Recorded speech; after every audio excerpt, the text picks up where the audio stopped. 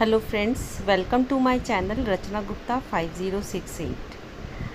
आजकल गर्मियों का मौसम चल रहा है, तो इस मौसम में अब अचार डालना तो बनता ही है।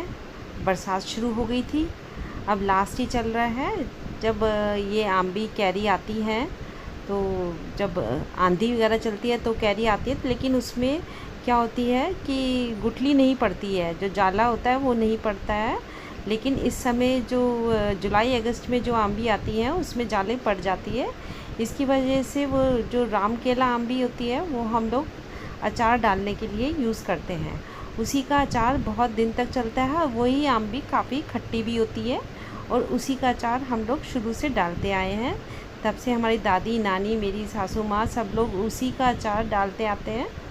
तो ये हमारी राम केला आंबी थी जो मैंने 3 किलो ली थी, 3 kg। तो उसका मुझे खट्टा अचार डालना था आम का। तो ये मेरे को बिना गुठली वाला अचार डालना था, क्योंकि गुठली जब डालते थे तो क्या होता था कि आधा अचार ऐसे ही बेकार चला जाता है। तो मैं आपको यही बता रही थी, जब भी आप अचार डालते हैं तो जिस भी बर्तन में या जो भी आप जिस चीज़ में को ले रहे हैं उसको बिल्कुल साफ़ करिए। उसमें पानी की कुछ भी बूंदें नहीं रहनी चाहिए, नमी बिल्कुल नहीं रहनी चाहिए, क्योंकि अचार में जब भी आप डालते हैं तो बहुत सफाई मांगते हैं अचार का, वरना ख़राब होने का बहुत डर रहता है और ख़राब हो भी जाता है। तो ये ध्यान रखिए, आप साफ़ कपड़े से जब आप धोते हैं इसको तो उसको रगड़ रगड़ के धोइए। इसमें एक वाइट जो ऊपर लगा रहता है पाउडर सा, उसको अच्छे से क्लीन करिए उसको, तभी आपको वो सही से अचार डालने का होगा आपका। तो मैं यही कहती हूँ, पहले अच्छे से वॉश करिए आंबी को रगड़ रगड़ के हाथों से, और उसके बाद साफ़ कपड़े से उसको पूछिए। जब भी आप पूछते हैं तो उसको ध्यान रखिए, जो उसके ऊपर वाइट पाउडर सा लगा रहता है उसको अच्छे से साफ़ करिए, क्योंकि जो आंबी का जो पीप सा निकल जाता है वो चारों तरफ आम के फैल जाता है, जिसकी वजह से हमारा अचार ख़राब हो सकता है।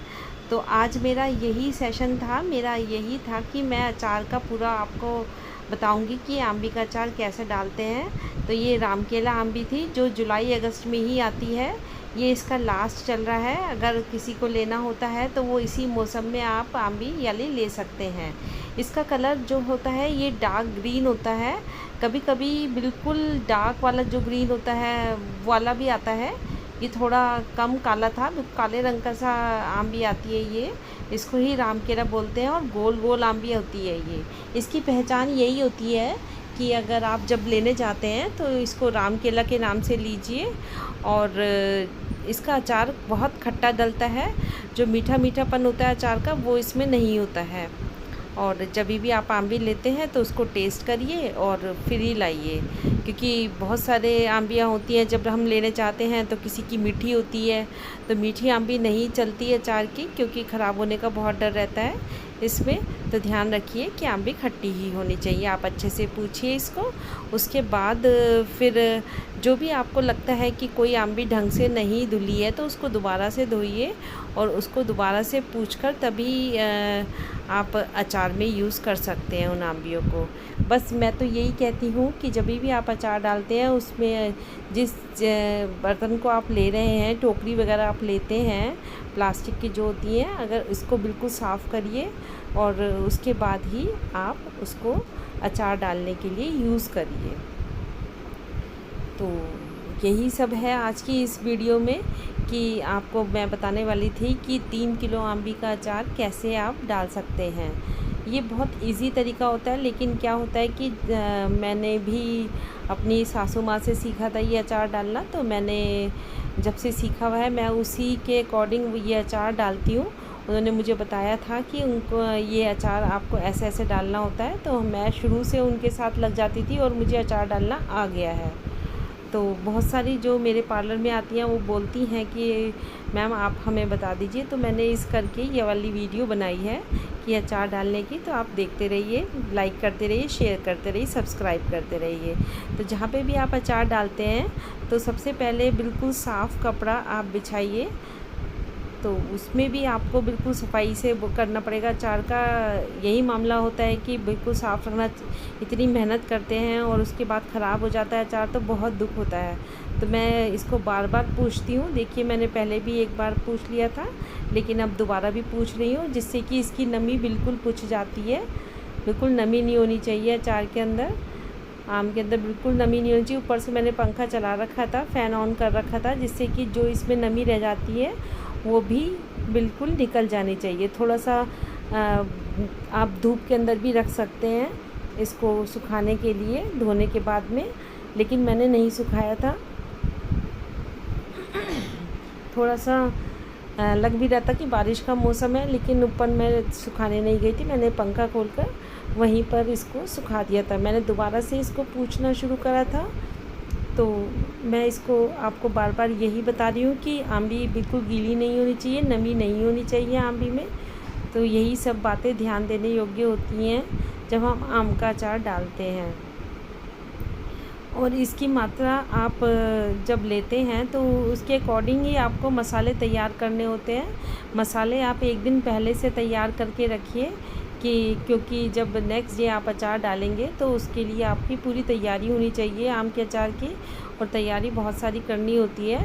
अचार डालना बहुत इजी होता है, लेकिन तैयारी बहुत सारी होती है इसकी। तो मैं आपको यही बता रही थी कि जब भी आप अचार डालते हैं तो सुखा के बिल्कुल एक एक आंबी को बिल्कुल सुखाइए, उसके बाद ही आपको अचार डालना है। तो आप देख ही रहे हैं कि मैं कितनी अच्छे से पूछे जा रही हूँ। मैं कोई रिस्क नहीं लेती अचार डालने में, क्योंकि वो हमारे बच्चों को अचार बहुत अच्छा लगता है, मेरे हस्बैंड को भी बहुत अच्छा लगता है और मुझे भी बहुत अच्छा लगता है। तो अचार में घर पे होना बहुत ज़रूरी होता है। तो ये सब देखिए।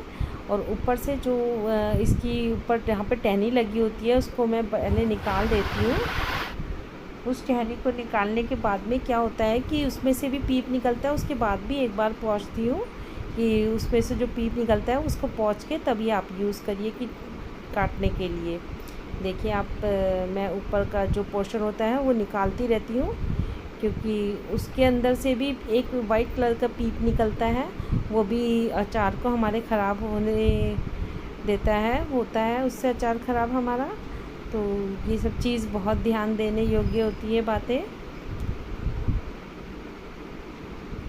गंदे हाथ नहीं होने चाहिए आपके, आप हैंड वॉश करके तभी आप अचार को सही रख सकते हैं। इस बात का ध्यान रखिए। जब भी आप उसकी डंठल, जहाँ पे से डंठल निकलती है, उसको अच्छे से काटिए। ऊपर का पोर्शन बिल्कुल भी ख़राब नहीं होना चाहिए। जो भी आपकी कैरी ख़राब है या आंबी ख़राब है उसको निकाल देना चाहिए। उससे आप जो पन्ना बनाते हैं, आम पन्ना, वो बना सकते हैं, क्योंकि ख़राब कुछ भी नहीं जाता इसमें आप हर चीज़ यूज़ कर सकते हैं।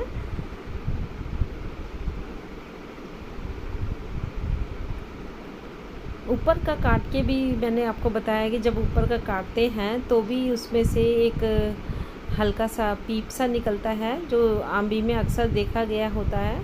उससे भी अचार का ख़राब होने का डर लगा रहता है, तो उसको भी अच्छे से पूछिए। यही सब अचार की तैयारी होती है। तो मेरा तो यही मानना होता है कि अपना सुबह सुबह मैं आंबी ले आई थी। आज मेरा सुबह का यही काम था कि सुबह आंबी लेने जाओ भाई, और उसके बाद फिर अचार डालना है। डालना तो नहीं होता, लेकिन सबसे पहले इसको पूरी तैयारी होती है, बहुत तैयारी करनी होती है अचार की। ऐसे नहीं होता कि लाए और डाल दिया आपने अचार। तो ये खट्टी वाली आंबी का अचार है, जो बिना गुठली के डालना है हमें। एक तो गुठली के साथ डालते हैं, जो हम कटवा के लाते हैं बाज़ार से, वो वाला अचार नहीं है। इसको मैंने इसलिए भी पूछी, 10 बार आप देखते हैं कि अब मैं हर बार पूछती हूँ हर चीज़, क्योंकि जिससे कि हमारा अचार ख़राब होने का कोई भी कारण नहीं होना चाहिए। अच्छे से पूछ के, थोड़ी सी भी नमी नहीं होनी चाहिए। आप जिस चीज़ में काट के रख रहे हैं अपने अचार को, उसमें थोड़ी सी भी नमी नहीं होनी चाहिए। तो ये सब चीज़ ध्यान देने योग्य होती हैं बातें। तो अब आप देखिए कि मैं जो काट रही हूँ, इसमें सिर्फ गूदा गूदा जो होता है ऊपर का, वो निकालना होता है। वो इतनी सफ़ेद आम थी, इतनी कैरी आम थी कि उसका गूदा निकाल रही थी मैं, तो चाकू अंदर जा नहीं रहा था मेरे से, क्योंकि बहुत ये अच्छी आम थी और खट्टी, बिल्कुल खट्टी आम थी। कोई भी आम हमारी, कोई भी कैरी हमारी येलो कलर की नहीं निकली थी।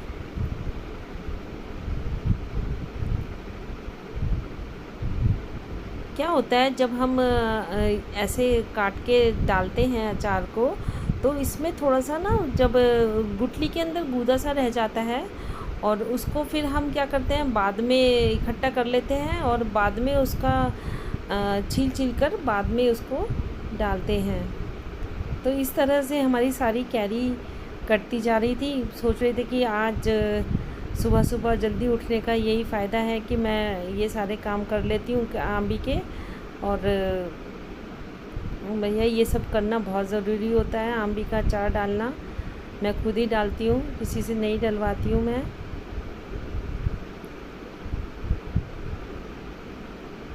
तो ये कैरी का अचार है, खट्टी कैरी का अचार जो होता है वो डाल रहे हैं। उसमें क्या होता है, जो इसके चौरस चौरस से टुकड़े कर लेते हैं, ज़्यादा बड़े नहीं करना। आजकल क्या होता है, बच्चे छोटे छोटे से पीसेस लेते हैं, कभी लेते हैं तो उसके लिए हम बस ज़्यादा बड़े टुकड़े नहीं करते। इतने पीसेस करिए जितने कि ज़्यादा छोटा भी नहीं होना चाहिए पीस, और ज़्यादा बड़ा भी नहीं होना चाहिए।